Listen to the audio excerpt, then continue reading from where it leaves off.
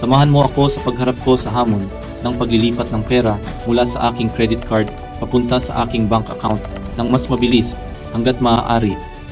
Sa video na ito, matututunan mo ang tungkol sa iba't ibang paraan upang maglipat ng pera mula sa iyong credit card patungo sa iyong bank account at kung paano ito gagawin ng mabilis.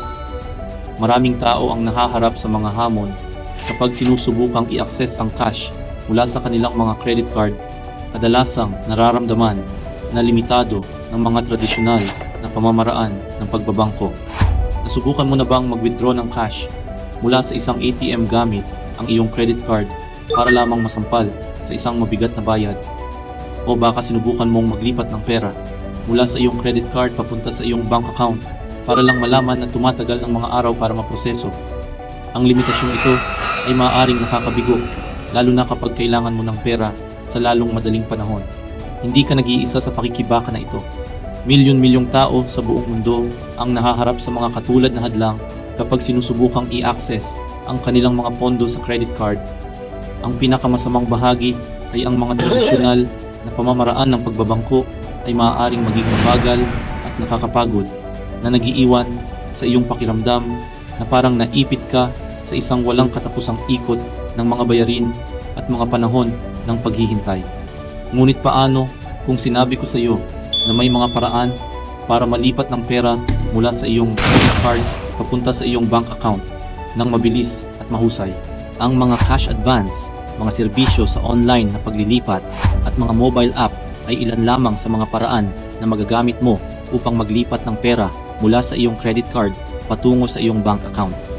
Ang bawat pamamaraan ay may mga kalamangan at kahinaan nito, kabilang ang mga bayad at bilis.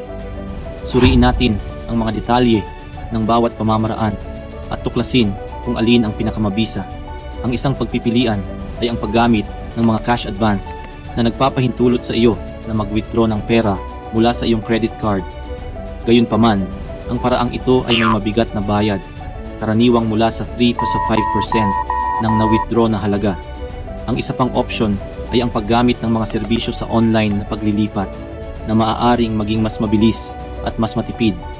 Ngunit, kailangan mong maging maingat sa pagpili ng tamang serbisyo dahil ang ilan ay maaaring may mga nakatagong bayad. Ang mga mobile app ay isa pang sikat na opsyon na nagbibigay daan sa iyong maglipat ng pera mula sa iyong credit card papunta sa iyong bank account sa ilang pagtap lang sa iyong telepono.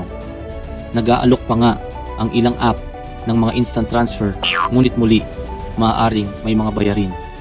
Ang susi ay upang maunawaan ang mga kalamangan at kahinaan ng bawat pamamaraan at piliin ang isa na pinakaangkop sa iyong mga pangangailangan.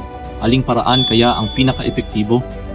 Pagkatapos ng pagsasaliksik at pagsubok ng iba't ibang pamamaraan, nalaman ko na ang isang partikular na pamamaraan ay namumukod tangi sa iba. Sa pamamagitan ng paggamit ng isang partikular na serbisyo sa online transfer, maaari kang maglipat ng pera mula sa iyong credit card papunta sa iyong bank account ng mabilis at matipid.